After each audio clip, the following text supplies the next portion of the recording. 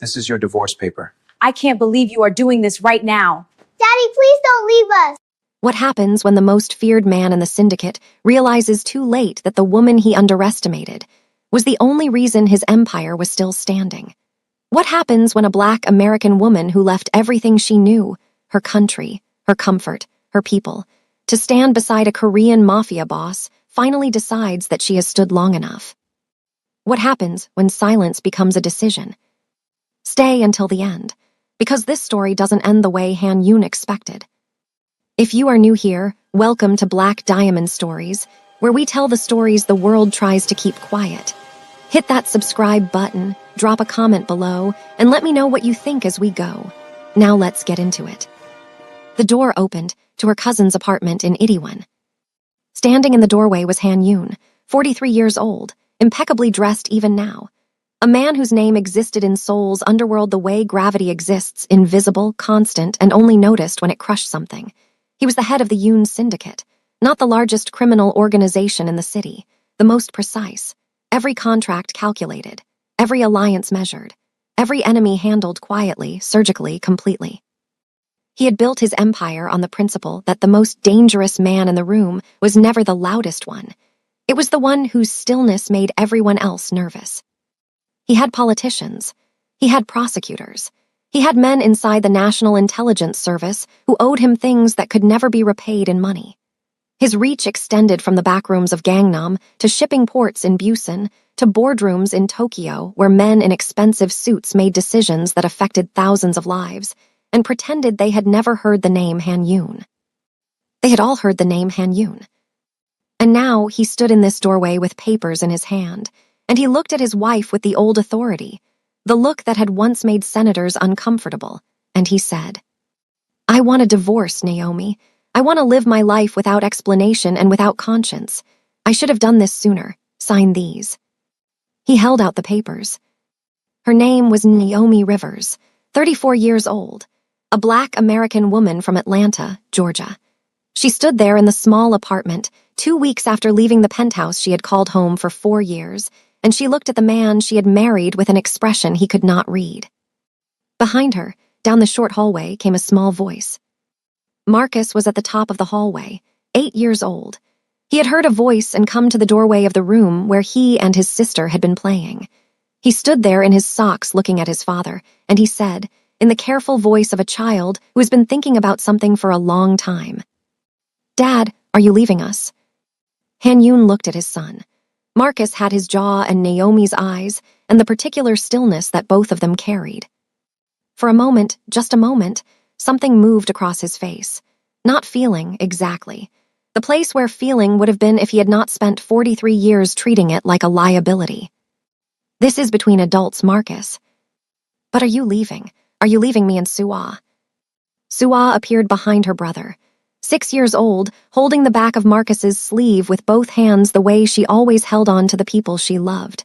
She looked at her father. She did not say anything.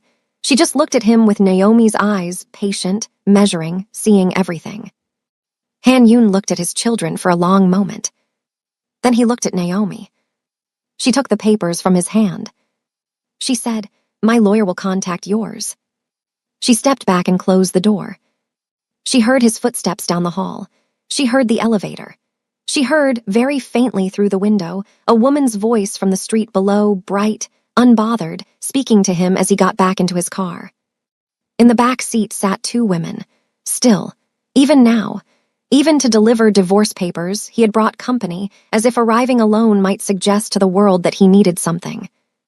Naomi walked to the end of the hall and opened her arms. Both children came. Marcus first, rigid and dry-eyed the way boys sometimes are when they are feeling the most. Then Suah, who buried her face in her mother's neck. Naomi held them both and pressed her face into their hair, and she let herself feel it, all of it, for exactly as long as she needed to. Then she straightened up. Because dinner still needed to be made. Because Marcus had homework. Because Suah needed to see her mother's back straight, needed to file away somewhere in her small forming self the memory of a woman who got hit and stood up. Naomi stood up. But this story didn't begin here. It began 4 years earlier in a private dinner hosted by one of Han Yoon's legitimate business fronts. Naomi Rivers had come from Atlanta, Georgia, a city that built women with backbone the way Korea built mountains, slowly, under pressure, until what stood was something that could not be moved easily. She had come to Seoul at 26 on a business development contract with an international trade firm, the kind of woman who walked into a room full of people who did not look like her and made them forget, within 10 minutes, that they had ever doubted whether she belonged. She was brilliant in the specific way that people who have always had to be twice as sharp to get half the credit are brilliant, intuitively, thoroughly, with a warmth that made her intelligence feel like a gift rather than a threat. She spoke 3 languages when she arrived in Seoul. Within a year, she spoke 4. She met Han Yoon at that private dinner. He had looked at her across the table with those still, measuring eyes and saw something he recognized, a person who understood power without being intoxicated by it. That was rare. That interested him in a way that very few things did. They were married 18 months later. She knew what he was. She had not walked into it blind. She had asked him directly, one evening, sitting across from him in a restaurant where the other patrons had been quietly redirected to different tables to give them privacy, and she had looked at him and said, "Tell me what I'm actually agreeing to." And he had told her, more than he had told anyone. Not everything, Han Yoon never told anyone everything, but enough. Enough that she understood the architecture of his world. Enough that her choice to stay was a real choice. She chose him. She chose his world. She left Atlanta, left her family, left the life she had built, and she stepped into the Yoon syndicate as his wife. She told herself she was strong enough to hold it. She was right. What she had not calculated was that he would never acknowledge it. They had 2 children. A son, Marcus, because Naomi had insisted, quietly but completely, that their son carry a name that honored where she came from. Han Yoon had agreed without warmth, which she had learned to read as his version of respect. Marcus was 8 now. Their daughter, Suah, was 6, a name that had been Han Yoon's mother's, and Naomi had given it freely because she understood what legacy meant to a man like him. From the outside, the Yoon family was untouchable in every direction. The feared Korean syndicate boss and his elegant, composed American wife who moved through Seoul's elite society like she had been born to it.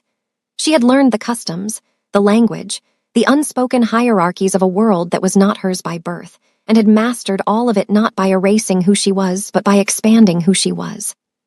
The wives of Han Yoon's associates watched her with a complicated mixture of admiration and unease. She was not what they had expected. She was warmer than expected, sharper than expected, more present than expected. She remembered names. She remembered children's birthdays and health struggles and the specific anxieties that each of those women carried. She made people feel that they mattered to her because they did. Naomi Rivers had never learned how to pretend to care. She simply cared. What they did not know, what no one outside those walls was allowed to know, was what happened when the Yoon front door closed. It started with silence. Not the cold silence of a fight.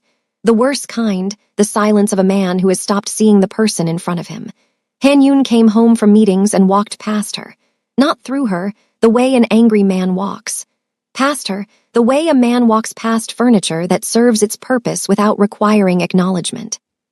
When she spoke to him about Marcus, a teacher's concern, a small behavioral thing at school, he listened with the expression of a man processing information he had already categorized as low priority.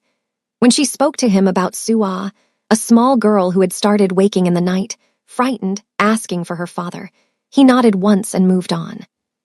He did not ask follow-up questions. He did not go to Suah's room. The cruelty was not dramatic at first. It was administrative. He managed her, the way he managed everything, efficiently, without warmth, with just enough engagement to keep the machinery running. He would correct her Korean in front of his associates in a tone that made correction feel like diminishment.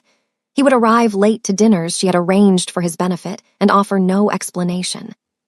He would look at her sometimes, in company, with an expression that she slowly came to understand was contempt, not for anything she had done, but for the fact of her need, the fact that she was human in a way he had decided was inconvenient.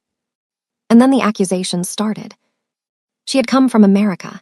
She was, as he began to say in quiet, deliberate ways, difficult to fully trust. She moved too freely. She spoke to too many people. She was too comfortable with other men, his associates, their wives' husbands, men she had met through the social obligations of being his wife. He said it at night in the dark with a precision that told her these were not impulsive words.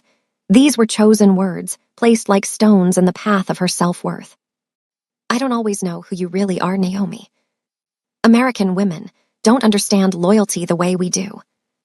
You moved countries for me, but sometimes I wonder what else you'd move for. She would lie in the dark beside him, feeling the words settle into the room, and she would keep her breathing even and her face still, because she had learned, very early, that any emotional response she showed would be catalogued and used again. Then came the night he questioned Marcus. They were at dinner. Marcus was 6 years old, sitting in his chair with the focused energy of a child who had been told to sit still and was trying very hard. Han Yoon looked at his son across the table, this boy who had his jaw and Naomi's eyes and the particular stillness that both of them carried, and said, in Korean, quietly, as if Naomi was not sitting right there with full understanding of every word. Sometimes I look at him and wonder. Naomi set down her chopsticks. In Korean, clear and measured, she said, "Say what you mean, Han." He looked at her. Something moved behind his eyes, surprise, perhaps, that she had not flinched. I mean what I said. Marcus is your son, you know that. I know what you tell me. Marcus looked between his parents. He was 6. He did not understand the Korean, but he understood the temperature of the room, the way children always understand the temperature of the room before they have words for it. He picked up his spoon and looked at it with great concentration, the way children do when they are pretending to be somewhere else. Naomi picked up her chopsticks. She redirected the conversation to Marcus, asked him something about his day, listened to him answer with her full attention while the words his father had just said settled somewhere deep in her chest and began their slow, permanent work. Later that night, she sat in the bathroom with the door locked and the water running, and she let herself feel it. All of it. Every accumulated thing. The silence and the contempt and the accusations and the look he gave her when she was too American, too warm, too much. She sat there for a long time. Then she washed her face, turned off the water, and went to check on Marcus and Sua. She was not ready yet, but she was getting there. The women started in the 4th year of their marriage. She found out the way she had always found out things in Han Yoon's world, not because anyone told her, but because she was observant and intelligent and had been paying attention to every detail of his operation since the day she married into it. A shift in his schedule that had no legitimate business explanation, a private number. A change in the way he moved through the penthouse, lighter, more energized, in the way of a man who was getting something somewhere that he was no longer looking for at home. She confronted him once, directly, calmly, with the evidence she had assembled. He looked at her with those cold eyes and said, "What did you expect, Naomi? You've made yourself very difficult to want." She heard those words. She heard them all the way down. She did not respond, not because she had nothing to say, because she understood in that moment that this man had just told her something true about himself, not about her, and she filed it carefully in the part of herself that was already, quietly, making a different plan. But then it became something she had not prepared for. He started bringing them to the penthouse.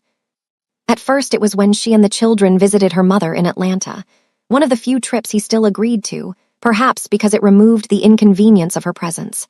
She would return and walk through the penthouse and feel the wrongness of it before she could name it. Something rearranged. A glass. A scent. The particular silence of a space that had recently held noise it was not supposed to hold. She said nothing. She remade the space. She opened every window and let Seoul's night air move through the rooms, and she stood in the kitchen and made breakfast for her children and sent them to school and breathed. Then he stopped waiting for her to leave. One evening, she came home from picking Sua up from her Hangul class, because Naomi had enrolled their daughter in Korean language classes, because she believed her children should be fluent in both of their worlds, and she walked into the penthouse to find Han Yoon in the main living room. Their living room. The one with the family portrait on the wall that his own mother had commissioned. The one with Sua's drawings on the side table, because Naomi moved them everywhere she spent time, so the children felt present in every room. He was sitting there with 2 women, young, beautiful, comfortable in the space in a way that told Naomi this was not the first time, music playing low, drinks poured, his jacket off. The particular ease of a man who has decided that the rules of decency do not apply to him in his own home. He looked at Naomi when she walked in. He did not stand. He did not turn the music down. He looked at Suwa standing at Naomi's side with her school bag on her small shoulders, and he said, in English, flatly, "Take her to her room." Naomi looked at him. She looked at the two women, who were not looking at her. She looked at the family portrait on the wall, directly above his head. She took Suwa's hand. She took her daughter upstairs. She helped her out of her school clothes and into something comfortable. She sat on the floor of Suwa's room and listened to her daughter tell her about what she had learned that day, the characters, the sounds, the way her teacher had praised her pronunciation. She made it feel like an ordinary evening. She read to her. She turned out the light and sat in the dark until Suwa's breathing found its rhythm. Then Naomi went to the master bedroom and sat on the edge of the bed. Downstairs the music had changed. Someone laughed, one of the women, bright and unbothered. Naomi sat very still. And in that stillness, something she had been holding for 4 years finally set itself down. Not broke. Did not break. Simply set itself down, gently, with finality, the way you set down something heavy you have been carrying for so long you forgot it was not part of your body. She thought about what she had actually done for this man and his empire. Director Lim, the most difficult man in Han Yun's political network, a man whose support was essential and whose personality made him nearly impossible to maintain, had almost walked away from the Yun syndicate 2 years ago over a perceived slight. It was Naomi who had called his wife. It was Naomi who had spent 3 months carefully, methodically rebuilding that relationship through the back channel of their wives' friendship, never once telling Han Yun what she was doing, never once needing him to know. Director Lim had stayed. Han Yun had credited his own reputation. The Busan port connection, the shipping arrangement that moved 40% of the syndicate's legitimate cargo and provided cover for the rest, existed because the port director, an old man named Chairman O, had taken a liking to Naomi at a dinner in her first year in Seoul. He had said to her, in careful English, that she reminded him of his daughter who had moved abroad. She had written to him. Actual letters handwritten every few months, nothing about business, just warmth. Just human contact. Chairman O renewed the arrangement every year and always asked after Naomi by name. Han Yun did not know about the letters. The Tokyo Alliance, the relationship with the Mori group that had expanded the syndicate's reach into Japan, had nearly collapsed 18 months ago when a cultural misunderstanding at a formal dinner had offended Mori's senior advisor. Naomi had seen it happen in real time across the table. She had spent the rest of that dinner carefully, imperceptibly repairing it, a word here, a gesture there, redirecting the conversation with the precision of a woman who had spent years learning exactly how much each moment cost. The Mori alliance had held. The Tokyo expansion had proceeded. The syndicate had made more money in the following year than in the previous 3 combined. No one knew. Han Yun did not know. He had never thought to ask. Naomi thought about all of this sitting on the edge of the bed, while the music played downstairs. Then she thought about Suwa asleep down the hall asking where her father was at bedtime.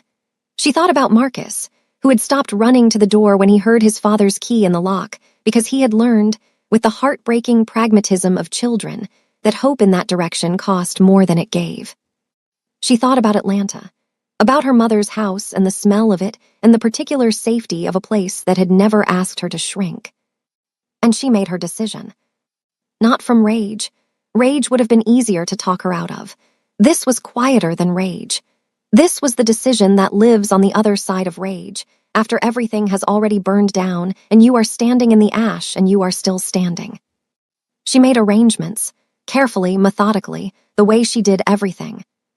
3 months she kept her face still.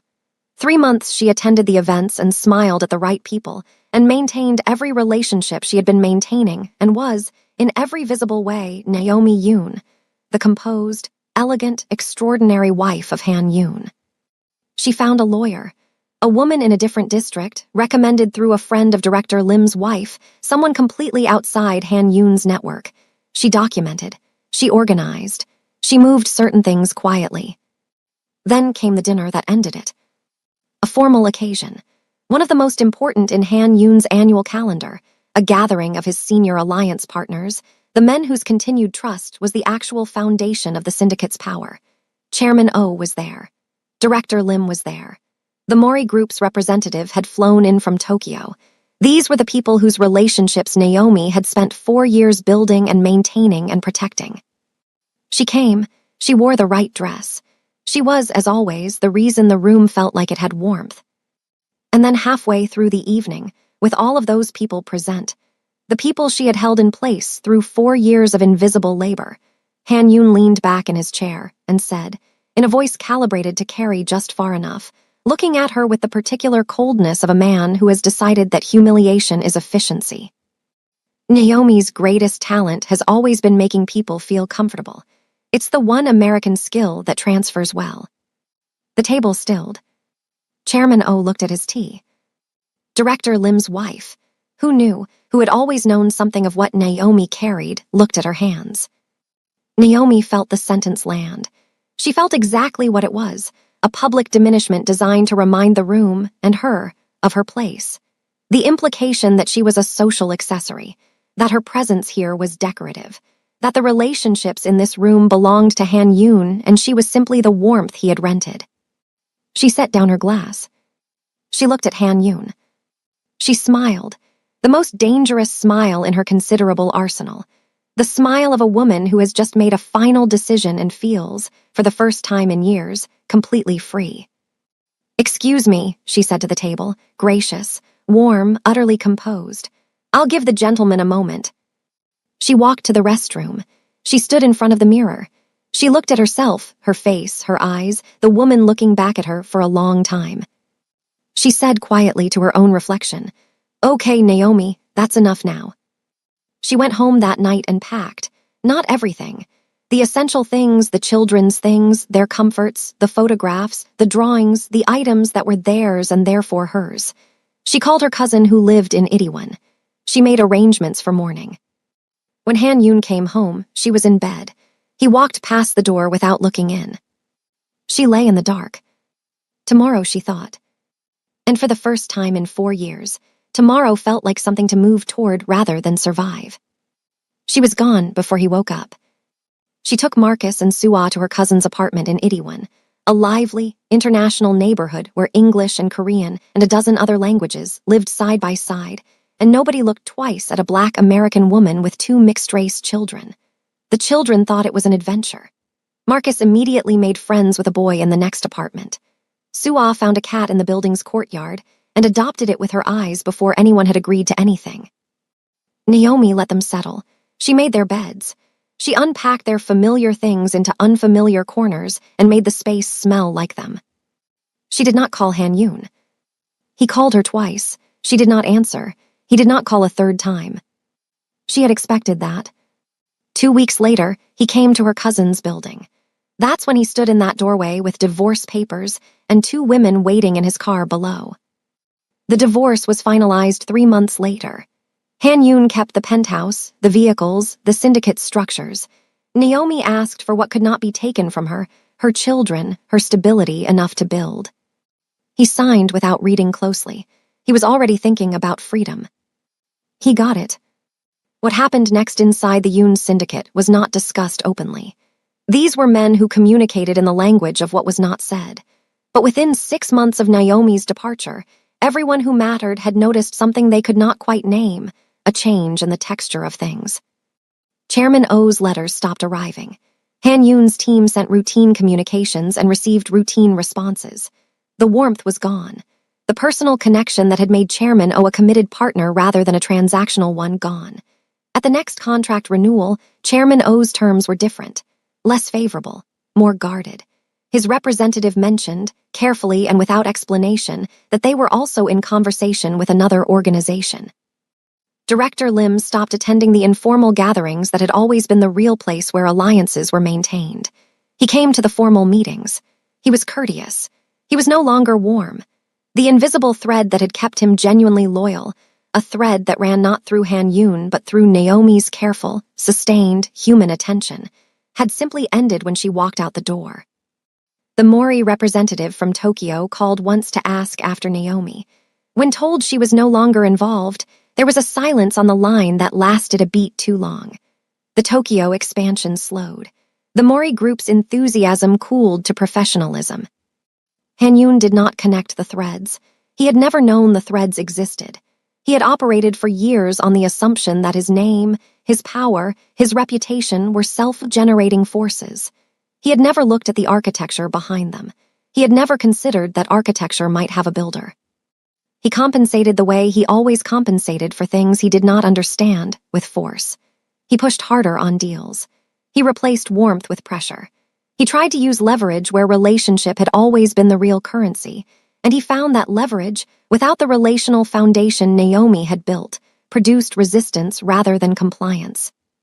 The penthouse became something else. The parties started. Women cycling through with the regularity of a man trying to fill a room that kept emptying.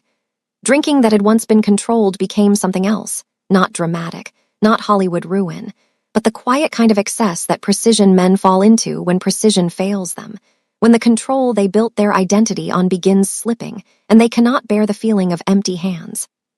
His security team watched, said nothing, left quietly, one by one, for other employers who offered something the Yoon syndicate had stopped offering, the stability that made working for dangerous men worth the risk.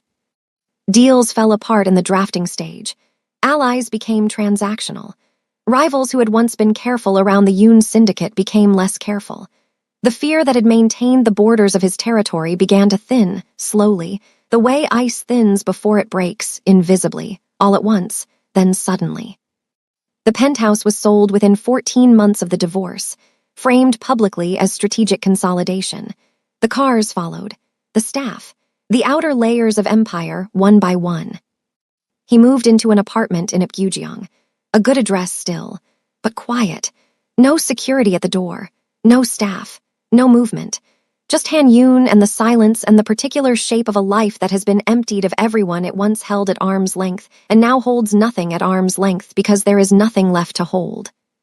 He called Marcus twice. Both calls were 6 minutes. He did not know what to say to an 8-year-old boy. He asked about school. Marcus answered politely, carefully, in the voice of a child who has learned to protect himself. He did not call Sua.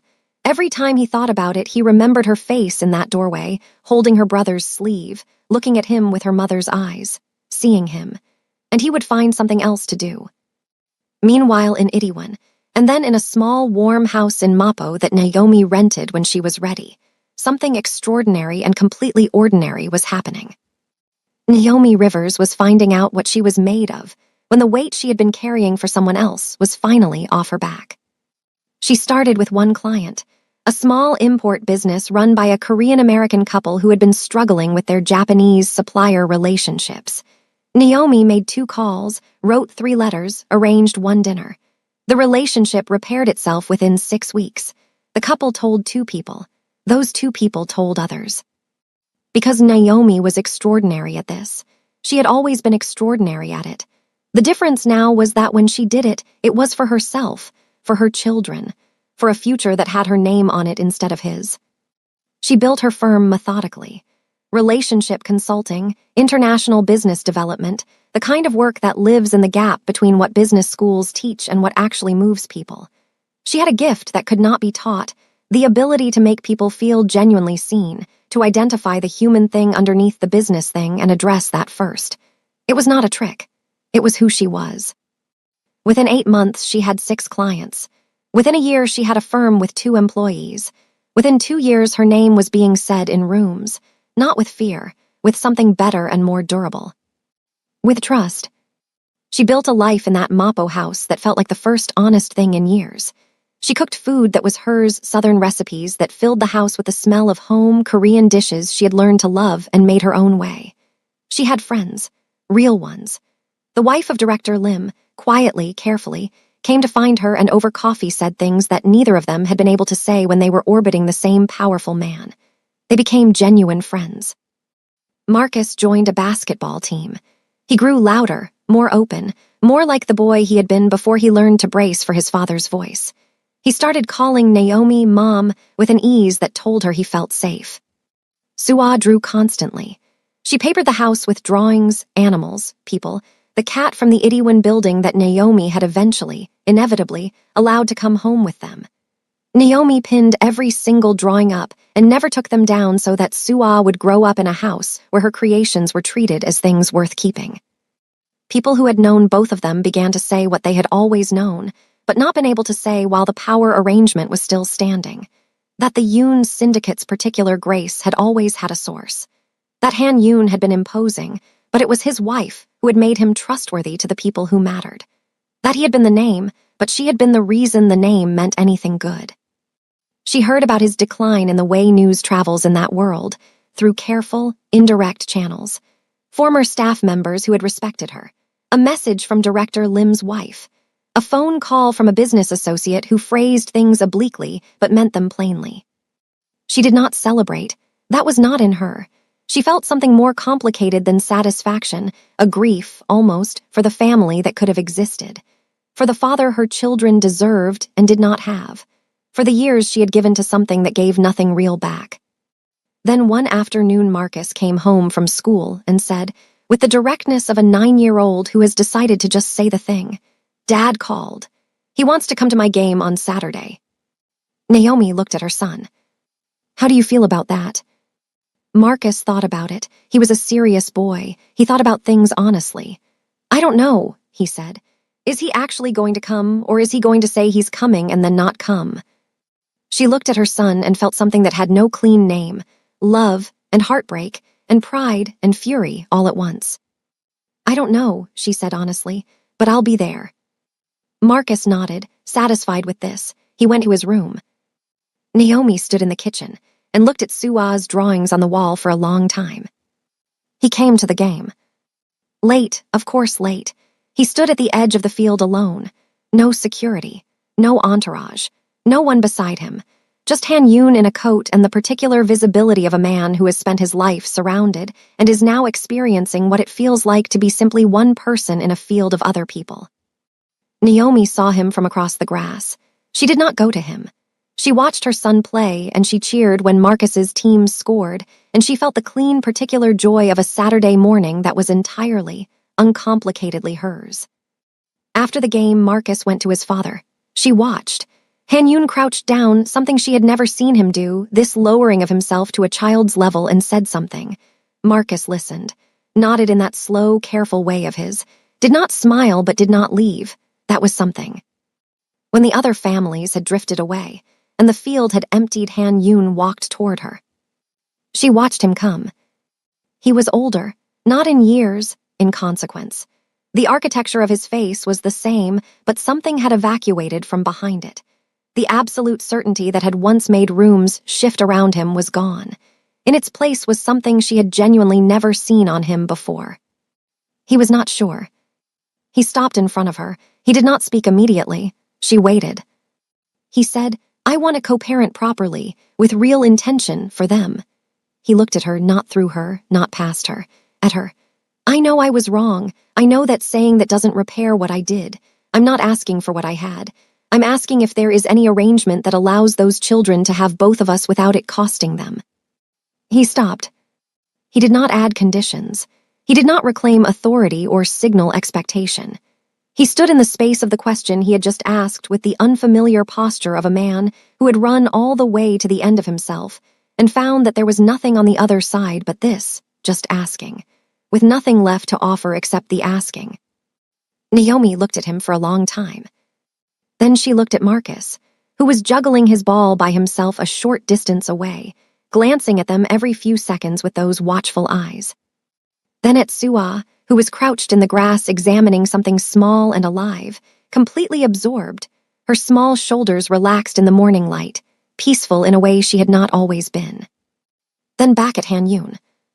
She thought about the paper he had thrown at her. She thought about the women in the back seat. She thought about the living room and Sua's dance bag and the laugh through the window glass. She thought about sitting in the bathroom at 2 a.m. with the water running so the children would not hear her. She thought about Chairman O's letters and the Mori dinner and Director Lim's contract and every single invisible thread she had held in place with her bare hands for 4 years while this man looked straight through her. She thought about Atlanta. She thought about her mother. She thought about who she had been before she made herself small enough to fit inside someone else's world. She had built something real. She had built it from nothing, in a country that was not hers, in a language she had learned by necessity, with 2 children and no safety net, and the particular determination of a Black woman who has been underestimated one too many times and has decided to make that the last time. She looked at Han Yun. She said nothing. Not because she had no answer, because some answers cannot be given in a moment. Some answers are not decisions, they are processes. They are lived through, not arrived at. And because there was something she needed him to sit with, something she had sat with alone for years, and that now, finally, belonged equally to him. The weight of the question. The silence of not knowing. The experience of waiting for someone else to decide your fate. She looked at him one more time. Then she took Sua's hand when her daughter came running over, and she called to Marcus, and she walked her children toward the car. She did not look back.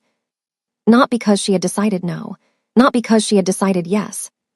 Because for the first time in a very long time, the decision was entirely, completely, only hers. And she was in no hurry. He had built an empire on fear.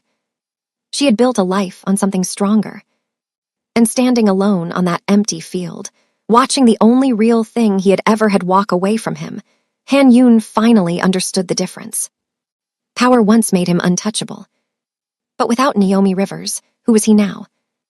That is your story for today, family. If Naomi's journey moved you, if you saw strength in her silence, power in her patience, and victory in the life she built from nothing, share this with someone who needs to hear it today. If you are new here, welcome home to Black Diamond Stories. Hit subscribe, drop a comment, and tell me what you think. Should she give him the co-parenting arrangement and keep it strictly about the children? Or should she close that door completely and let Han Yun live with every choice he made? The comment section is yours. I will see you in the next story.